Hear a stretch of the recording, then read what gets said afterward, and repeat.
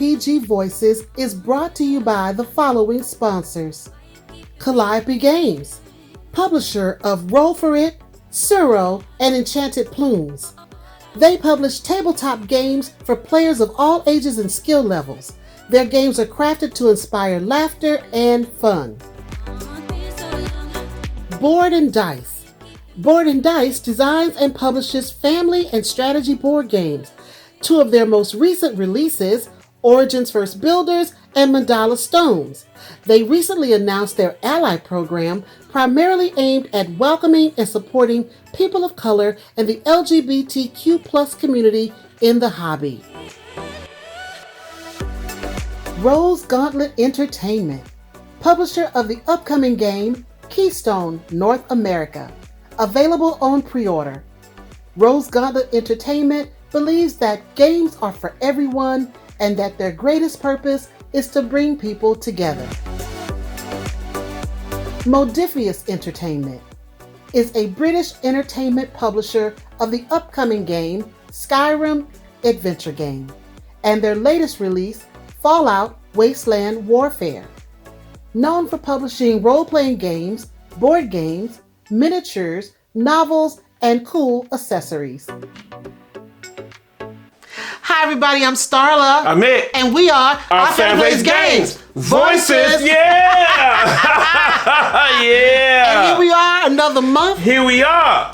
Another month. Yes, we are. Yes. Number 5. Number 5, episode 5. We rolling. Yes, we are. We rolling. And this month is Women's History Month. Yes, it is. Yes, it is. And of course, we gotta celebrate. Well, I gotta celebrate you especially. Gotta celebrate you, the one who brought all this together. Gotta celebrate you. Gotta celebrate you. Yes, yes. Yes. So, in this episode, we have some great contributors as always. Yes. Again, you're gonna see Dwayne and Alicia from BlackBoard Gaming. And they gonna introduce and talk about and teach a game that we definitely love. That's Point Salad, Flat Out Games. What you doing? What you doing, so they gonna teach us how to play. What you doing? Yeah. And next after that, we're gonna have Schooled By Gru with Tanya Pobuda. And you know the brilliance that she's gonna bring. She's gonna celebrate Women's History Month her way,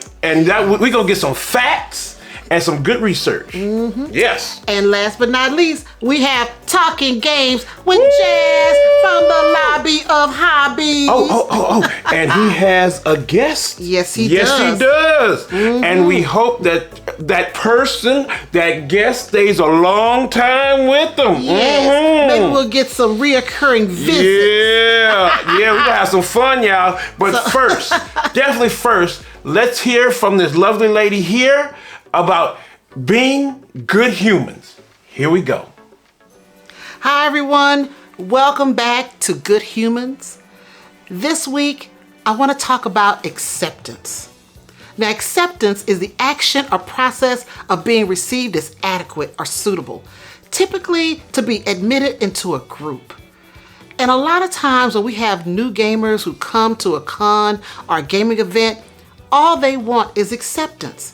So as veteran gamers, I'm hoping that we will have a mind to be open and welcoming to others when they come into our group. Learn to meet people where they are. Accept them for who they are and what they bring to the table. Accepting someone is just being a good human. It's saying that you're adequate and you're welcomed in the space that I'm in. So I'm not going to belabor this message, but I just want us to think about acceptance and how important being accepted is to us. When we go to a new group or to a party or something, we want people to look at us and give us a feeling of acceptance. So I'm just asking us to do that to others. So hopefully you're having a good week, and I just want us to remember to be good humans. And as I always say, we just want to make this world a better place, one board gamer at a time. Thank you. What's up, guys? I'm Dwayne. I'm Alicia. And we are BlackBoard Gaming. Today, we're going to talk about a little game called Point Salad. Point Salad was designed by Molly Johnson, Robert Melvin, and Sean Stankiewicz and published by AEG Games. Let's go to the table for a brief overview of how this game is played. Point Solid is a card drafting set collection game for 2 to 6 players where the players are collecting vegetables. To set up the game, we would take this deck of 108 double-sided cards, place them in the middle of the table, and take out a number of cards based on the number of players. So, as you can see in this rule book, we're setting up for 6 players, so we're going to use the entire deck. Now, like I said, these cards are double-sided. On one side, you have your scoring condition at the end of the game, and on the other side, you have the type of vegetable. And you can see what type of vegetable this card is in the corner right here. There are 6 vegetables in the game. You have peppers, you have lettuce, onion, carrots, cabbage, and tomato. Technically, tomatoes not a vegetable, it's a fruit, but so be it. Once we've set up decided to play with 6 players, we would take this deck of cards, shuffle them up, and then place them out in the middle of the table, separating them into roughly 3 equal stacks. Next, we will reveal 2 cards off the top of each stack and place those cards below those stacks. Now the game is all set up, ready to play. We will randomly choose the first player. Play can begin.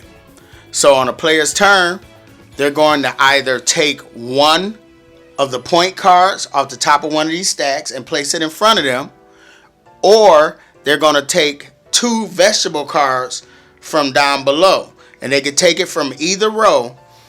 And when they take those, they will place them in front of them. So let's say I take this one and this one, and then we will reveal and replace cards there from their corresponding stacks. When taking a point card and placing it in front of you, that's how you're going to score points at the end of the game. So let's take a look at some of these. Here, for every tomato you have at the end of the game, you get 3 points. But for every carrot, you get -1 point. For every onion, you get -1 point. Here, for each complete set of vegetables, you will get 12 points. Here, whoever has the most carrots at the end of the game will get 10 points. Over here, for every set of onion and peppers, you get 5 points. Now, another thing you could do on your turn, like I said, you're either taking 1 scorecard or you're taking 2 vegetable cards. But there's an optional thing you could do on your turn, and it's a free thing you could do, is you could take one of the point cards that doesn't look like it's going to score you a lot of points, and you could flip it over. Just turn it into a vegetable, and maybe they'll help you score points somewhere else. You can't take a vegetable card and turn it into a point card though. The game ends when all the cards, vegetable and point cards, are gone from the middle of the table. And then all players will count up their points. So for example, this player, he gets 5 points for every set of onion and pepper. He has 3 sets, so that'll be 15. If he has the most carrots, he gets 10 points. Looks like he got the most carrots. Over here, he gets 5 points for every set of tomato and carrots. He has 3 sets, so that'll get him another 15 points. So once everybody has counted up their points, they will find out who has the most points, and that person will be the winner of Point Solid. So there are a lot of you out there who already know how to play Point Solid. And there are some people that don't. But it's less about how to play the game and more about highlighting one of the designers during Women's History Month. And that designer is Molly Johnson. Molly Johnson, thank you for putting out some really great games. As you can see, we really enjoy Point Solid. But there are some other games in our collection that you have helped design. And a couple of them are 2 recent acquisitions. The first one, Truffle Shuffle. The chocolate game. The chocolate game, yep. This one, 10. I heard a lot of good things about this game. This one looks fun. Yep.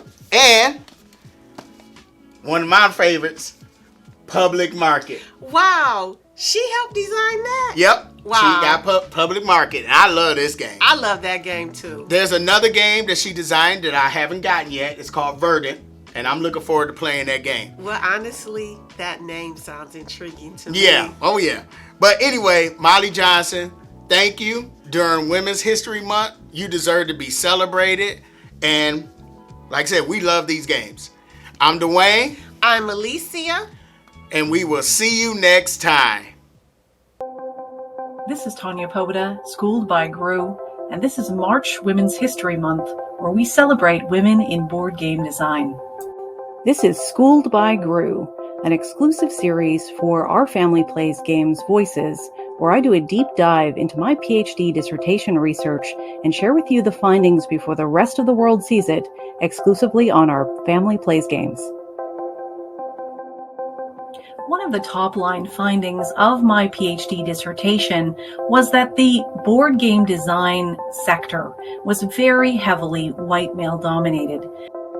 One of the more famous or perhaps infamous examples of appropriated labor and disappeared contributions of women in board game design is the story of Lizzie Mcgee. In 1903, she applied for a patent for her game, The Landlord's Game. It was a game that would later go on to become Monopoly. And of course, for folks who know the story, you know that this is a story of theft and intrigue. Her design was actually stolen by Charles Darrow, a man who had lost his job and was down on his luck, and sold it to Parker Brothers. And what happened with Lizzie Mcgee was she was bought out for the paltry sum of $500. Well, Charles Darrow went on to become a multimillionaire as a result of his Monopoly game. The real story, of course, was Lizzie Mcgee had designed it.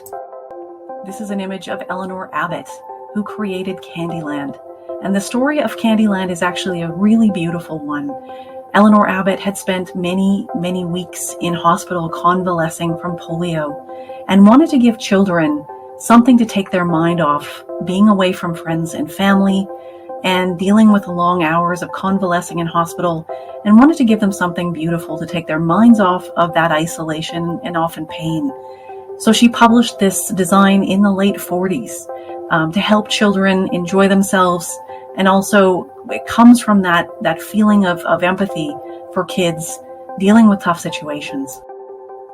Now fast forward to modern times, and we have Elizabeth Hargrave, who is a wonderful example of a woman in board game design, who also does a lot of work to help other women and BIPOC designers get their voices heard in board game design. She actually conducted a fascinating, incredibly useful study called OMG, My Wife Wants to Play Your Game, where she did a deep dive analysis of participation in board game design fora and groups. And she created this wonderful analogy of a man going to a Zumba class, which is basically a Latin-inspired exercise. And she said that being a woman in board game design is very like the only man in a Zumba class. It's a huge barrier to entry and can feel quite isolating. So as she says here, it's rather akin to that lone man coming back to Zumba, being a woman in board game design. There are so many wonderful women in board game design. Women like Letitia Williams, who co-designed the mass market trivia game Black Card Revoked, which was then turned into a Black culture trivia show on BET. She's also the co-founder of the publishing company Cards for All People. Then there is Our Family Plays Games Voices own Fortessa Elise. She is the designer of the Book of Villainy, as well as an upcoming game called Mansplaining. The Book of Villainy is all about being a B-class villain, struggling to build up your infamy and get noticed. And Mansplaining is a game that's coming out in 2022, and I can hardly wait to get my hands on it. There's Tanisha Hall, the designer of Hillman the Game, which was a response to playing the game of life and not seeing Black representation in it. She's also created her own publishing company, In All Seriousness. There's Chidi Page, who's a biologist, a STEM educator, and board game designer who's created Birdwiser the Game, another game I can hardly wait to get my hands on. I adore STEM games. There are so many wonderful women, Black, Indigenous, persons of color, in board game design, all worth celebrating. If you haven't already checked it out, Elizabeth Hargrave maintains a wonderful repository of published women in board game design, as well as Black voices in board game design, with this URL listed here, and I strongly encourage you to check it out. A lot of the qualitative comments I got during my PhD research into board games sounded a lot like this comment here. This was a response to an online survey I conducted, and this quote says, "Gaming is fun and would be even more fun if it wasn't so white male centric." Lots of commenters talked about wanting to hear from new voices, different voices in board gaming. Other comments to my online survey talked about overcoming and the challenges with overcoming systemic racism and sexism in board gaming. This commenter said, "In fact, I'm highly respected at our local convention, and people come to me if they want to learn an awesome game. Yes, there are guys out there who don't believe me at first and make it tough, but when they realize I'm the only one with the answer they need, they realize that I'm not as dim-witted as they thought." And that's one of the big challenges with gatekeeping and systemic sexism, racism, homophobia, and transphobia in board gaming that we all need to overcome. Here's another comment I got during the online survey I conducted for my PhD dissertation, and since I read this comment, it has really stuck in my mind, and it reads, "I haven't been out for very long, so I haven't engaged with the board gaming community outside of personal friends presenting female." And this comment, again, sticks in my mind because it really speaks to why I started this research in the first place. I wanted to ensure that board gaming was inclusive and welcoming to every person. And as I celebrate women's accomplishment in board game design, I also celebrate my trans sisters' accomplishments in board game design within the hobby and their contributions to every part of life. My feminism includes my trans sisters. Here's a quote that I include in the final chapter of my dissertation, and it reads, "We need less games that are about cis white maleness. We need more feminism. We need more racial diversity. We don't just need one thing, we need more everything in gaming." And this is from Amber Coleman Mortley's 11-year-old daughter. She conducted her own book review of Feminism in Play, a book that means a lot to me. And I asked permission of Amber Coleman Mortley to include her daughter's quote in my dissertation because it really perfectly encapsulates what we all need to do to make board gaming a more vital, more flourishing sector and hobby. This has been my third episode of our Family Plays Games Voices, where we celebrate Women's History Month by looking at some of the women in board game design. Thanks so much for watching, and don't forget to subscribe to our Family Plays Games. What's going on, everyone? This is Jazz at the Lobby of Hobbies, and March is Women's History Month, which is a time for us to just reflect on the amazing accomplishments of the women in the past, the things that women are doing today, paving the way for the women of the future. So as we sit back and just think about all that, let's talk about some games, and what better way to celebrate Women's History Month than with a special woman in my life, my wife. All right, so we're back with my wife. Babe, introduce yourself to everyone. Hi everyone, I'm Delilah. All right, so for this, like I said, I want to do a list. This is a list with a twist, all right? We're going to be highlighting some games that my wife likes. I have a question for games that she doesn't like, all right? And then some other unique questions. We want to get to know a little bit more about you. Let the people know who you are, right? Celebrating women's history. All right, so first question is, the one game, and I don't know any of these answers yet, right? So the one game that was the most surprising game, the one that caught you by surprise once you played it. You didn't think you might like it, but you did. All right, so for that, offhand, I'm gonna go with Toy Story, the deck building game. I like that one. That's a good, that one caught me by surprise too. So yeah, I mean, that one, essentially, I thought, oh, it's a movie, it's more geared towards kids, am I really gonna like this game? But surprisingly, you know, the elements of the card combinations of that deck building game, I ended up really enjoying, and I enjoyed that the theme kind of held throughout the game. And for those that don't know, this is, I believe, let me see, Toy Story, it's actually on my shelf.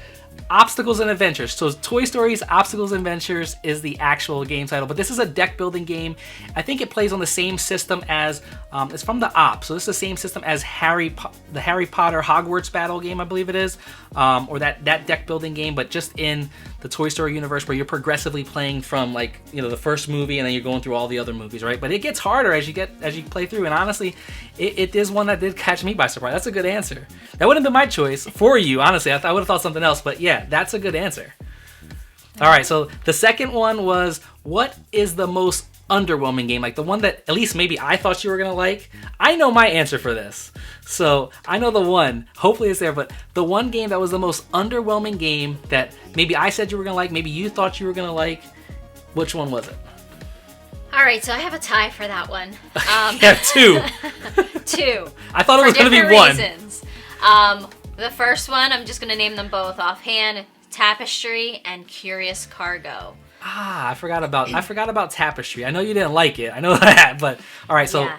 Curious Cargo. What didn't you like about it? Because she's a fan of puzzly tile placement games. I do. I tend to like the puzzle games, but it may be a fault of my own because I enjoy puzzles so much that I heavily focus on trying to connect the pipes and the colors and getting everything through, that I failed to really follow through with fulfilling the trucks. The truck orders. Yeah, I think so. That complexity probably just wore me down to the point where I was like, I really didn't enjoy that game. It's a heavy game in a small box, which is one of those that, like, if you like puzzly games, this is one I say try before you buy. I've tried it, I enjoyed it, but it definitely just wasn't the right one for a house. So we did cull that game. But yeah, it's one where you're trying to build these pipes. You can never build the correct pipe. You can never get it. And that's, I think, where you struggled, right? Just trying to build the correct pipe. And then you're trying to, get the certain color cargo onto the trucks and then ship it to your opponent, right? So it's like, it is puzzly. It gets you thinking. All right, and Tapestry. I knew you didn't like this one, but I honestly, I think this probably would have been my choice, I think. Yeah, Tapestry, I kind of pretty vocal on that one not being on my list of games to play again. I'm sorry, but no more. I know a lot of people enjoy the game, but for me, I think the too much variability in that game was a little bit of a turnoff for me. I tend to like a little bbit more of, concrete paths to victory. We can have a few, but I think there were so much, and I remember the first thing she said. She's like, all right, so how do I win the game? And then so what's the best thing to do? I was like, just do something and it'll build, this is one where you build your path. You don't have a set way in the beginning. You have to find a path to victory, which, all right, yeah. And it's funny. I thought she might have liked it because she said, I want to try a game that, you start off small and then you get stronger as you go. And that's a game that you progressively get stronger and you're building a civilization. So good choices. I know there were both games that you struggled with.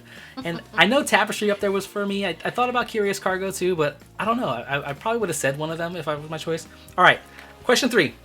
The one game that you would play anytime, whether it's with me, with someone else, or you just by yourself, that one game. That one game for me is gonna have to be Star Realms. Oh yeah, I would have picked that one, definitely. Well, first, because she kicks my butt every time. And most of the time, if I'm like, oh, do you want to play a game? It's usually Star Realms. Yeah, she's like, oh, babe, let's play Star Realms real quick. But that's probably one because you know it. You know every faction. Yeah, I think I'm very comfortable with knowing the strengths of each faction. And I like the ability to kind of cooperatively play. I like that dynamic. And just being able to play. If you're busy or whatnot, I can always catch it on my phone, although I do prefer that tangible card game. Physical. All right, so I would have said that one. I would have probably said Azul too. You like Azul? You play that one every time. But I think I knew I was gonna like that game, so. All right. So there you have it. Last question was the one board game that you play and you enjoy on the app. It's probably your number one board game that you've played on an app digitally. So we have a few of them. We have the Sagrada, I have Star Realms, I have Shards of Infinity, Carcassonne, but my number one would have to be Shards of Infinity. It's interesting because there's like Star Realms and Shards of Infinity are like the rivals, right? They're like two games so similar, but you prefer one digitally and one physically. Yes. And most likely, I'm going to tell you my reason, because I think competitively, Shards of Infinity is a little bit more realistic on the app versus Star Realms. Oh, okay. It's just my personal preference. I don't know what everyone else feels out there. But, I like it though. I like it. That's good. Good choice. That's one of my favorite apps out there too. But yeah, great games, good selections. Caught me by surprise with some of them. Definitely that Toy Story. I wouldn't have picked that one, but it is a good one. That's one that surprised me too. So there you have it, Women's History Month, celebrating my wife here, the woman in my life, as well. I gotta say thanks to all the women out there. All the women in my life, in our life, our moms. My wife. My daughter is the future of women's history. Want her to pave the way for history. So, thank you for all that you do. No problem. You're welcome. All right, guys. Thanks so much. Another great episode. Yes. With Love our it. awesome contributor. Yes. And that special guest came out. Yes, I'm so glad we have seen Delilah with Jazz, and we hope that stays around for a while. Yes. You are welcome anytime, Delilah. Come on back. We love that. We love it so much. We loved it. So thank you guys for staying tuned for another episode of OFPG Voices. Yes. And we want to thank our sponsors. Our sponsors. Yes. Oh my goodness. And that's Calliope Games, that's Rose Gauntlet Entertainment, Modiphius Entertainment, and Board&Dice Games. Yes. We love them all. We love it. And thank you for being on this journey with us and supporting it. Thank you so much. Thank you.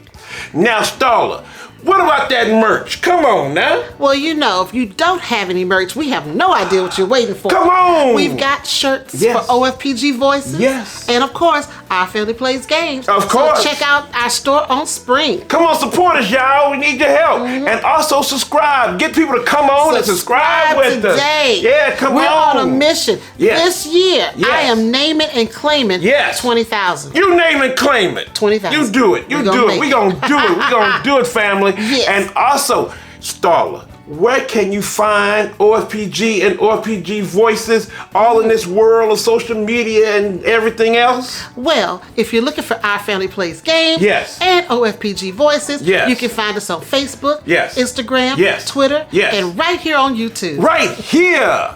Now, family, we want to thank you for coming on board and seeing another OFPG Voices. Now, I know, family, it's kind of crazy out there in this world, and there's a lot of tough things going, but we're going to be here together.